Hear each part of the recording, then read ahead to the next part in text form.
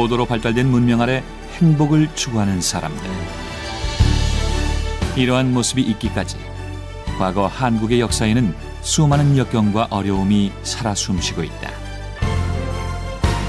그렇다면 고난의 과거 그 안에 하나님은 어떠한 모습으로 우리에게 다가오셨을까?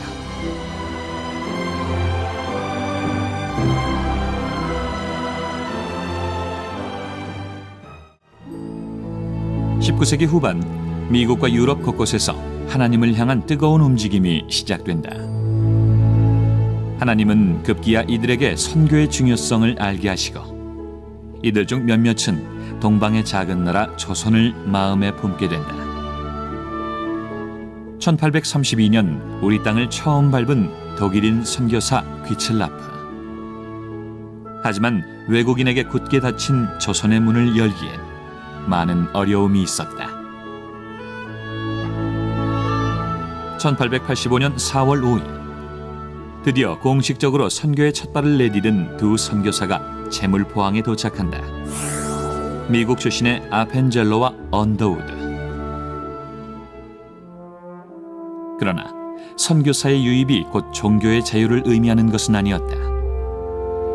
조선에서는 의료 선교로 첫발을 내디딘 선교사 알렌에 의해 광해원이라는 서양식 병원이 세워지고 오늘날의 세브란스 병원으로 발전하게 된다.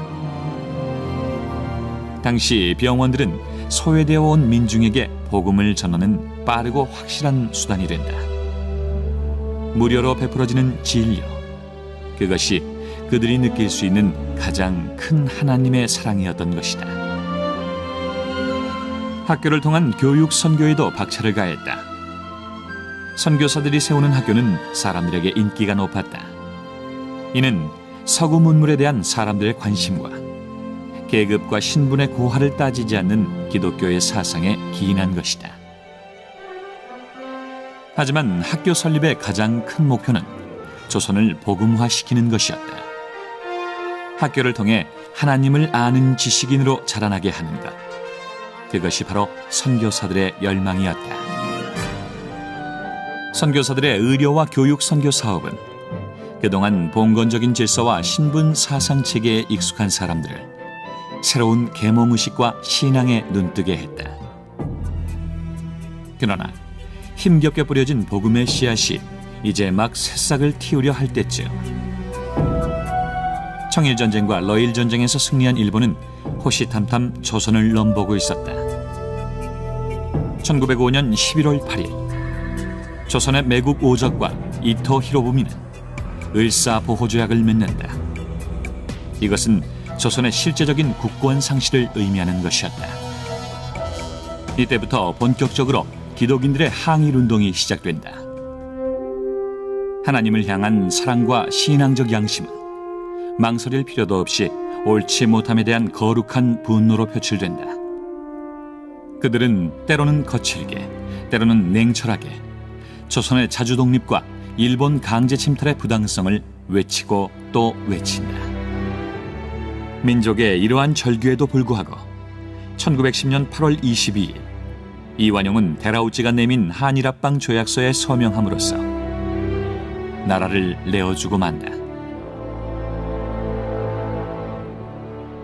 한일 합방 이후 일제의 탄압이 본격적으로 시작된다. 그러나 수많은 기독인들은 그들의 신앙을 민족의 자주독립으로 표현하였다. 일제의 강제 침탈은 분명 불의한 일이었고 당시 기독인들은 자신들이 옳다고 믿는 바를 적극적으로 표현하였다. 1919년 3월 1일 이들의 거룩한 분노는 마침내 세상을 향해 큰 소리로 터져나왔다. 모든 억압과 착취를 거부하는 사상 최대의 평화적 항쟁이 시작됐다. 파고다 공원에서 시작된 3.1 만세 운동은 전국을 대한독립 만세의 물결로 뒤흔들었다. 3.1 운동은 밖으로는 세계의 조선이라는 나라를 알리고 안으로는 민족의 독립의식을 고취시키는 계기가 되었다.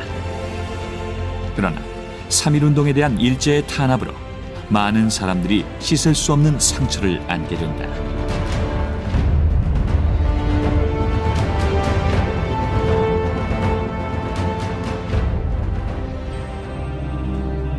3.1운동 후 일제 민족 경제 수탈 정책은 우리 민족을 늘 궁핍하게 만들었다. 기독교는 사회적 궁핍함을 해소하기 위해 움직이기 시작한다.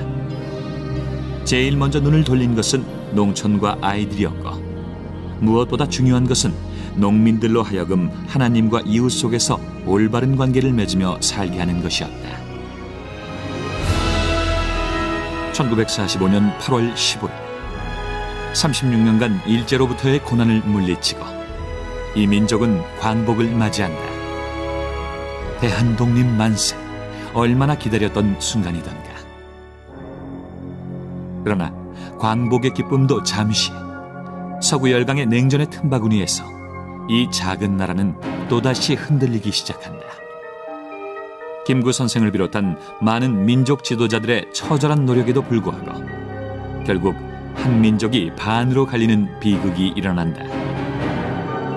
북위 38도선을 경계로 일본군의 철수를 책임 맡은 소련과 미국의 분할이 민족의 분단으로 이어진 것이다.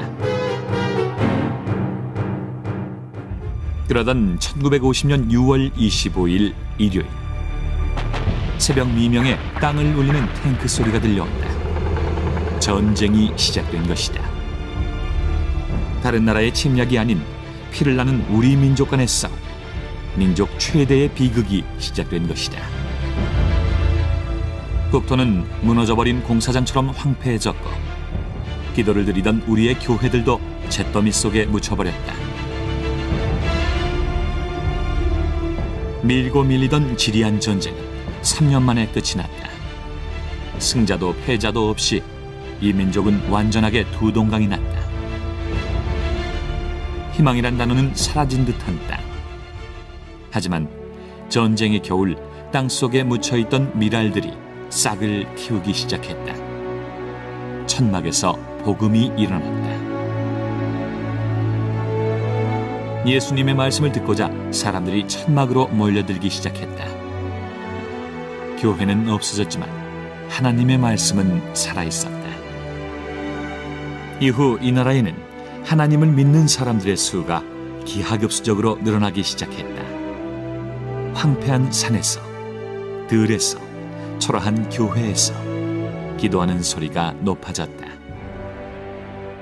먹고 살 길이 막막했던 시절, 민족의 구원과 경제적 부흥을 위해 뜨겁게 부르짖었다. 이들의 기도 소리에 땅과 하늘이 진동하였다. 실로 놀라운 경제 성장을 이루기 시작했다. 이 작고 아픔 많은 나라는 아시아의 용이라 불리며 세계의 이목을 집중시켰다. 한국의 기독교는 점점 팽창하여 해외 선교에도 눈을 돌리기 시작한다. 한국의 선교 열기는 한국의 경제 성장만큼이나 주목할 만한 것이었다. 현재 한국은 미국에 이어 세계에서 두 번째로 많은 선교사를 파송한 나라가 되었다. 황폐한 땅 조선에 뿌린 선교사들의 피와 땀은 결코 헛되지 않았다.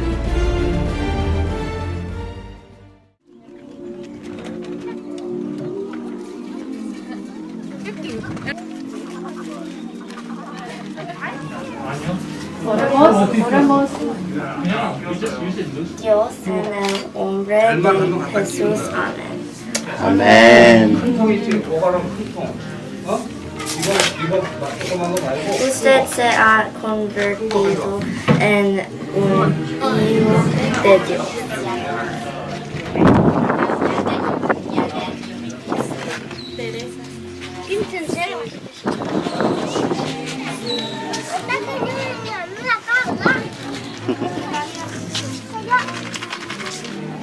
Entra en mi corazón y controla mi vida. Oro en el nombre de Jesús. Amén.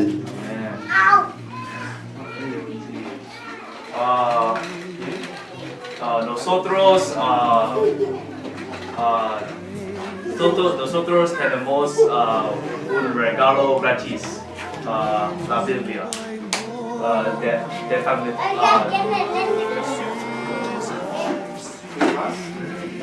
Un regalo.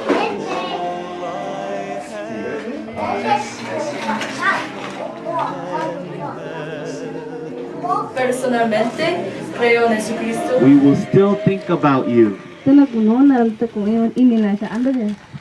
We believe in God,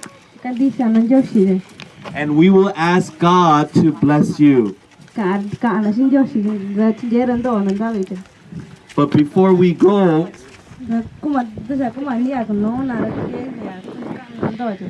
we want to give you the best gift of all.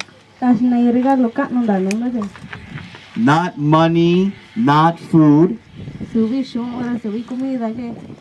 but we want to give you Jesus Christ. And today we have the cup and the bread. It represents Jesus Christ. And you will take him with you. Clip clop, clip clop. A donkey was going on a hill. Joseph and Mary was on the donkey and they were tired. El pequeño burro de José y María. María y José viajaban hacia Belén. Ellos estaban muy cansados. Vieron la ciudad de Belén. Oveos. And there was a star that was bright as sun. De repente, una luz brillante. And the shepherds were afraid. Tienen miedo. And they got their 3 gifts to the baby. Los sabios dieron, vamos a adorarlo y levantarle regalos. Joseph opened the door. José abrió la puerta. And Mary was there holding the baby. Dentro había María y su Mary bebé Jesús. now going back home to their Nazareth home. Entonces fueron a Nazaret, el antiguo hogar de José y María. And that Jesus grew up to be a savior for you and I. Y Jesús es un Señor para el Dios. And he is coming back to get you all. And these guys killed them all.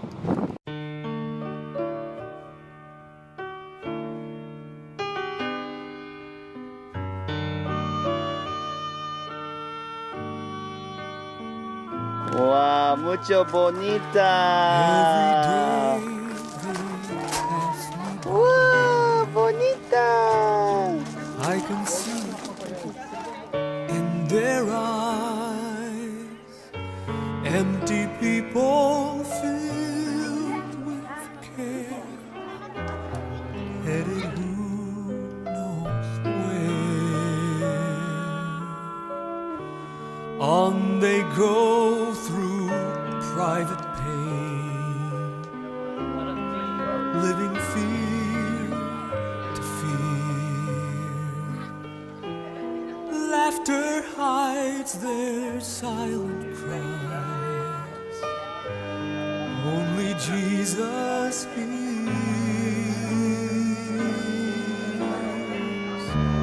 People need the Lord. People need the Lord. 당연히 수술복 입으시고 뭐 하시는 거예요? At the end of the broken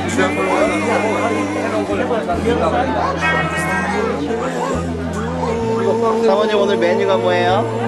메뉴가 오늘 샌드위치입니다. 너무 맛있어 보이지요? 아, People need the Lord.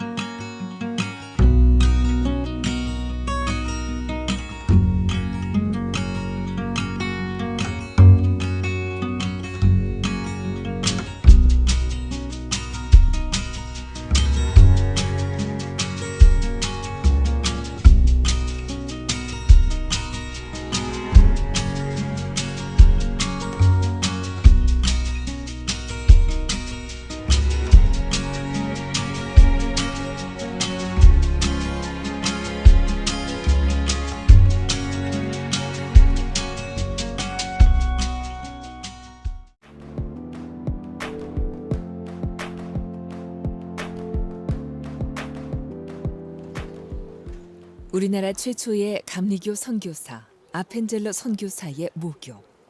미국 뉴저지의 드류 대학교. 이곳에 이수정과 관련된 기록이 있다고 해서 찾아왔습니다. 드류 대학교 고문서 사료실. 저마다 오랜 이야기들을 품고 있는 해묵은 자료들 중에서 찾아낸 책 한 권. 1800년대 기독교 잡지입니다. 예수 그리스도의 종 나 이수정은 미국의 형제 자매들에게 주님의 이름으로 인사를 드립니다. 편지를 제가 볼 때 헨리 루미스를 통해서 보냈다고 여겨져요. 그 편지 날짜가 1883년 12월 13일로 되어 있습니다.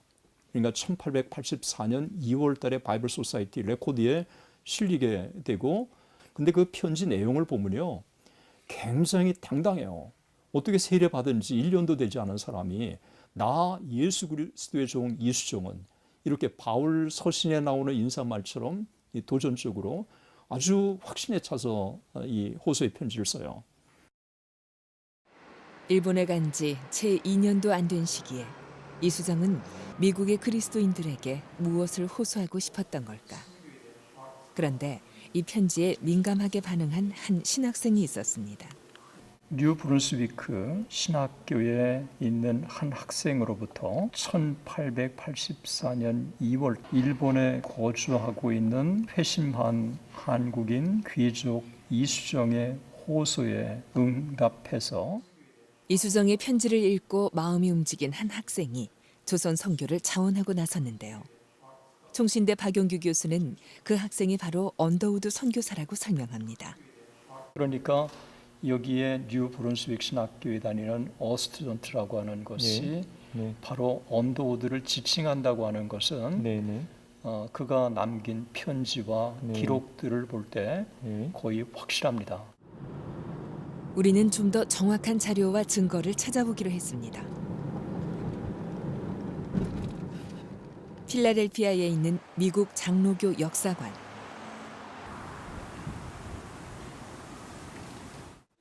세계 각지로 파송된 선교사들의 숱한 기록을 품고 있는 세계 선교 역사의 보고입니다.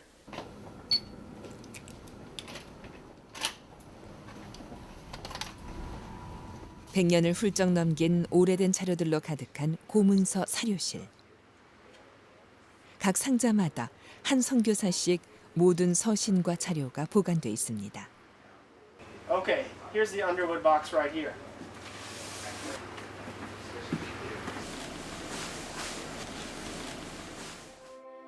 언더우드 선교사의 자료 속에서 발견한 선교사 지원 신청서. 이수정의 편지를 읽기 전에는 어느 선교지로 갈지 결정하지 못했습니다. 그러다가 이수정의 편지를 읽고 나의 마음은 떨리기 시작했고 상당히 흥분됐습니다.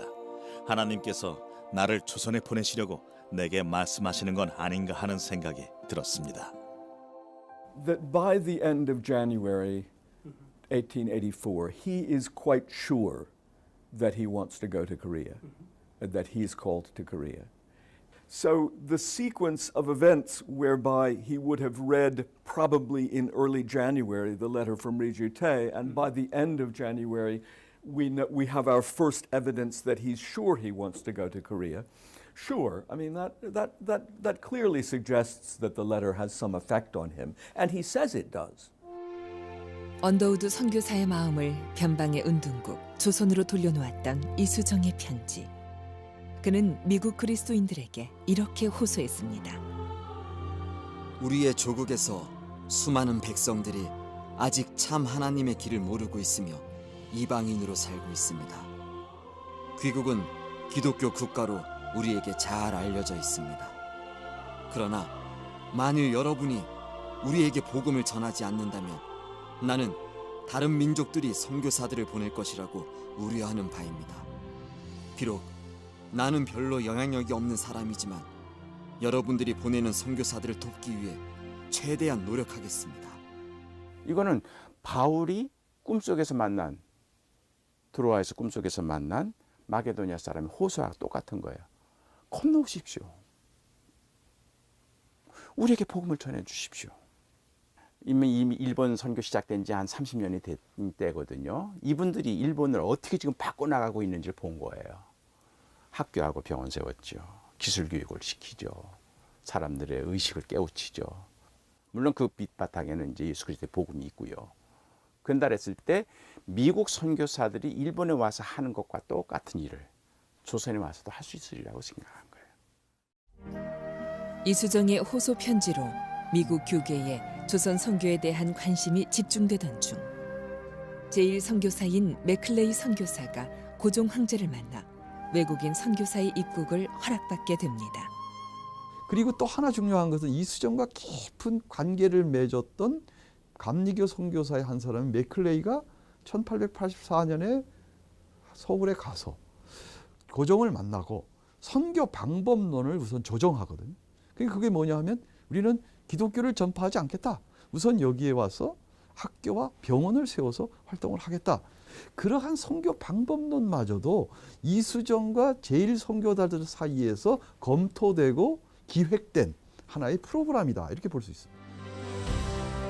이렇게 복음의 문이 열리고 길이 잘 준비된 가운데 마침내 1885년 부활절 언더우드와 아펜젤러 선교사가 어둠의 땅 조선에 발을 딛게 됩니다. 당시 서양에서 조선에 들어오기 위해서 거쳐야 했던 곳 요코하마 항구.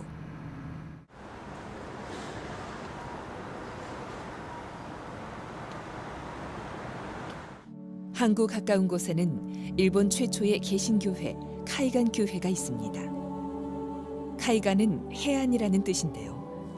미 북장로교 햇번 선교사에 의해 세워진 이 교회는 지리적인 특성상 많은 외국인들이 찾아와 예배를 드렸습니다.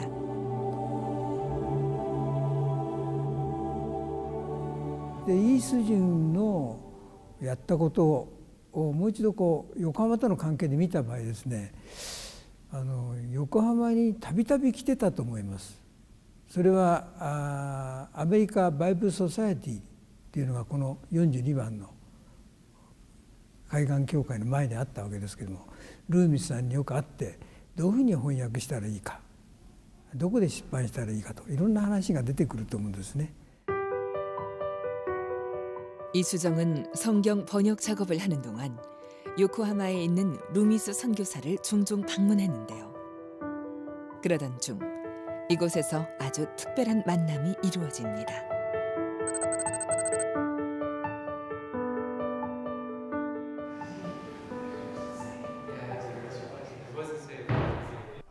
Rita J, I'm so glad you could join us. I have the utmost pleasure of introducing you to everyone. This is Horace Underwood from the Northern Presbyterian Church of America. Nice to meet you. 한 달여의 긴 항해를 통해 태평양을 건너온 호러스 언더우드와 헨리 아펜젤러 선교사. These two wonderful gentlemen have come to work in Chosun. They have come here to do medical care and education, and let's not forget spreading the gospel, just as you prayed for, Mr. Rita J. 드디어 우리 조선에도 광명의 빛이 비추었군요. 감사합니다. 미국에 선교사를 요청하는 호소 편지를 보낼 정도로 간절히 염원했던 이수정의 꿈이 드디어 이루어지는 순간이었습니다.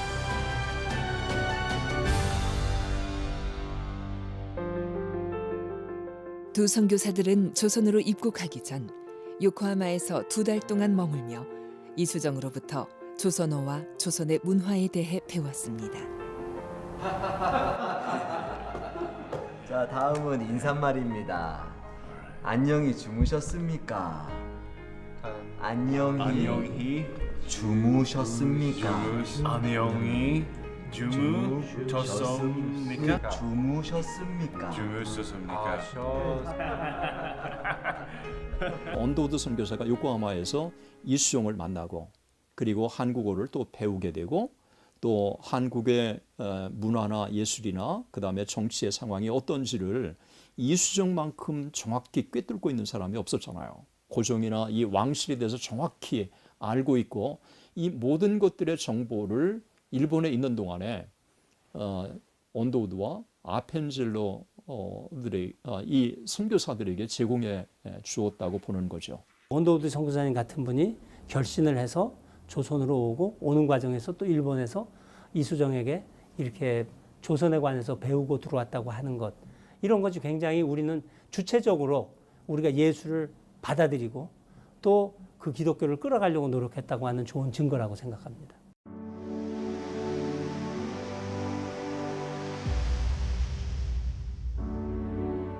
마침내 언더우드와 아펜젤러 선교사가 조선을 향해 떠나는 날, 이수정의 마음은 어땠을까요? 두 선교사들은 선교지 조선으로 향하기 전 이수정이 번역한 한글 성경책을 갖고 떠나게 됩니다. 몸 건강하시오. 부디 꼭 조선에서의 소명을 이루시길 기도하겠습니다. Our hearts and prayers will always be with you, Mr. Ridgerton. And I will live my life in Chosun according to God's will. 감사합니다. 이수정이 처음 성경 말씀을 접하고 꾸었던 기이한 꿈. 그것은 3년 만에 이렇게 현실로 이루어졌습니다. 조선을 위해 가장 중요한 책이라고 했던 성경. 꿈속에서의 그 말대로 이수정의 인생은 오롯이 자기 민족에게 복음의 말씀, 성경을 전하는데 순전한 밑거름이 되었습니다.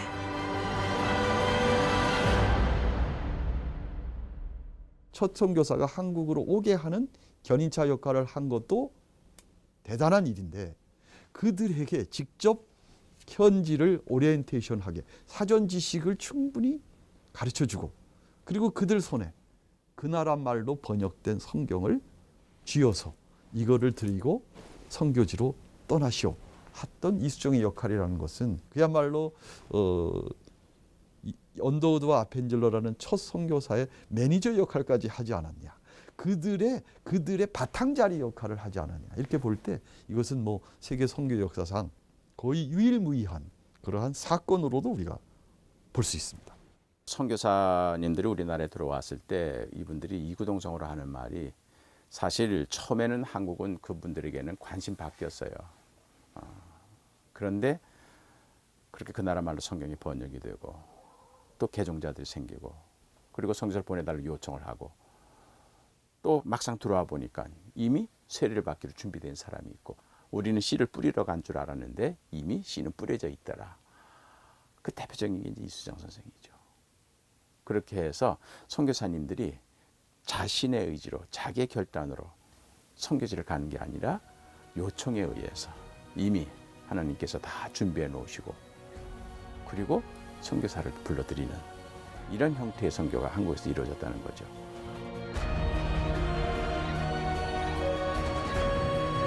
미국으로 보낸 호소 편지에서 이수정은 스스로를 가리켜 나는 별로 영향력이 없는 사람이지만 이라고 썼습니다.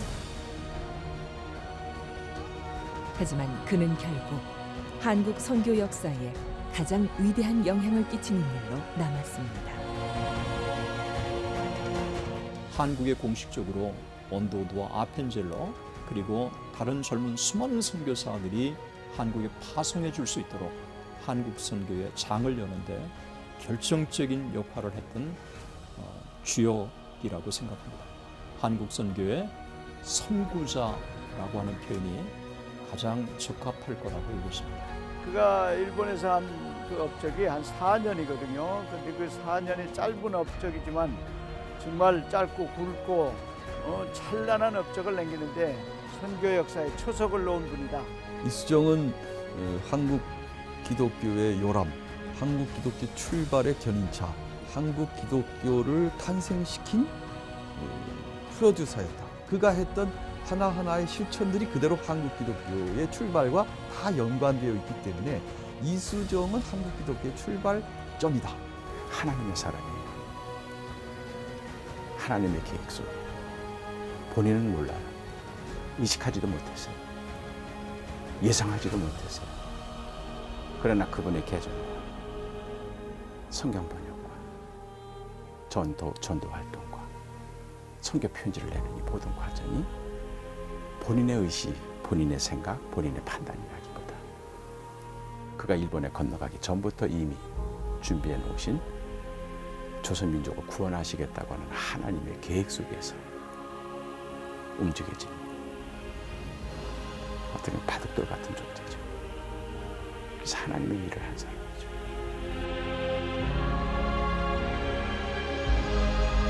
역사 속 수수께끼처럼 단 4년간의 기록만 남기고 간 사람.